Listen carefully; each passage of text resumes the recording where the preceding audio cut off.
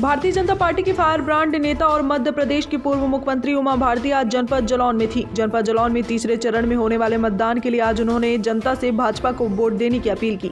जनपद जालौन के उरई नगर क्षेत्र में उन्होंने भाजपा तथा भाजपा गठबंधन के प्रत्याशियों के लिए वोट मांगे। उन्होंने कहा कि आम जन का हित भाजपा में सुरक्षित है। साथ ही उन्होंने विपक्षी दलों पर भी जमकर निशाना साधा। उन्होंने कहा कि पिछली सरकारों में गुंडाराज और भ्रष्टाचार चरम पर था, लोग पलायन करने को मजबूर थे, महिलाओं की सुरक्षा ध्वस्त हो गई थी। लेकिन उत्तर प्रदेश में योगी आदित्यनाथ के नेतृत्व में भाजपा सरकार आने के बाद गुंडाराज समाप्त हो गया है। गुंडों की संपत्तियों पर बुलडोजर चलवाकर उन्हें जेल भेज दिया गया है। पलायन बंद है और महिलाएं और बेटी सुरक्षित हैं। उन्होंने कहा कि इस बार फिर से भाजपा 300 के पार सीटें जीतकर वापस सरकार बनाएगी। हमारी सुनवाई नहीं की गई है हाई कोर्ट में और उनको एक पक्ष लेके ही उनकी सुनवाई कर दी गई है और जमानत दे दी गई है।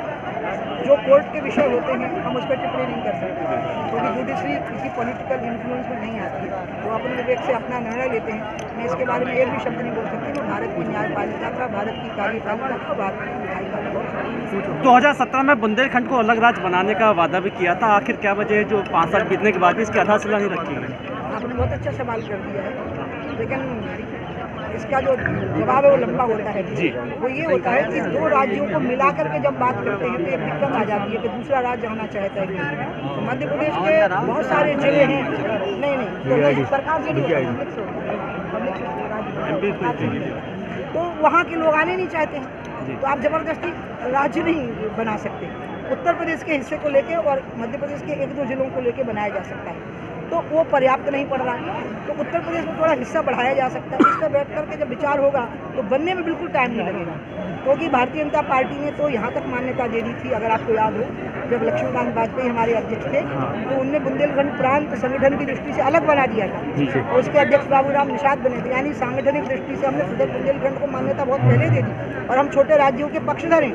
तो इसलिए ये प्रयास करना पड़ेगा आंदोलनकारियों को कि उत्तर प्रदेश का कितना हिस्सा हो और मध्य प्रदेश के वो थोड़े से ब्लॉक हैं और कुछ एक आध जिले हैं जो आने की थोड़ी विलिंगनेस दिखाते हैं, उनके साथ एक कोऑर्डिनेशन बनाना पड़ेगा। वो पॉलिटिशियन नहीं कर सकता, वो आंदोलनकारी कोई। आपने राजनीति से और आज आपने फिर बात कही कि 24 में मैं चुनाव फिर लड़ूंगी। नहीं, मैंने पहली बार नहीं कही। आप अपनी याद मैंने शुरू से ही कहा। पहला सेंटेंस था ये नहीं लड़ूंगी, उसके साथ तुरंत दूसरा सेंटेंस था अगला लड़ूंगी।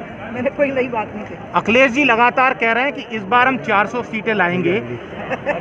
तो क्या लग रहा है, इनकी बातें कैसी लग रही हैं आपको? मेरे को ये लग रहा है कि जैसे बिना सोचे समझे गैर जिम्मेदारी के साथ कोई बात ये बोली जाती है। ऐसा तो कभी लोकतंत्र में संभव ही नहीं है कि जो सत्तारूढ़ पार्टी हो उसको 2-3 सीटें मिल करके रह जाए। तो इसलिए ऐसा बोल देना ही साबित कर रहा है कि ये मान लिया है कि हमें चुनाव जीत ही नहीं पाना है, पहले से बुरी हालत हो जा रही है, पक्कीबाजी की जा रही है। कैसे लड़की के साथ कुछ लोगों ने बदतमीजी की और उसके बाद अल्लाहू अकबर और जय श्री राम के नारे लगे, ये कितना सही है महिलाओं के प्रति? आप महिलाओं की बात करती हैं। मैंने नेताओं से अपील की है कि इस मामले में कोई टिप्पणी मत करिए, क्योंकि इस मामले में नेताओं की टिप्पणी से और आग में पेट्रोल पड़ता जा रहा है। इस पर किसी को कोई टिप्पणी नहीं करना है, मुझे भी कोई टिप्पणी नहीं करना, मुझे इस पर कुछ भी नहीं बोलना, एक शब्द नहीं बोलना। और मैं मीडिया से भी अपील करूंगी कि ये व्यर्थ की बात है, ये व्यर्थ में उत्पन्न की जा रही है। उत्तर प्रदेश के चुनाव को प्रभावित करने की कोशिश हो रही है। ये षड्यंत्र का शिकार हम में से किसी को नहीं बनना चाहिए। सिविल कोड लागू होना चाहिए क्या? सिविल कोड की जो बात चलती है, यूनिफॉर्म सिविल कोड की जो बात है उसमें समाज के सभी घटकों के साथ में पहले विचार विमर्श होगा, उसके बाद विचार होगा तो उस दिशा में आगे बढ़ना।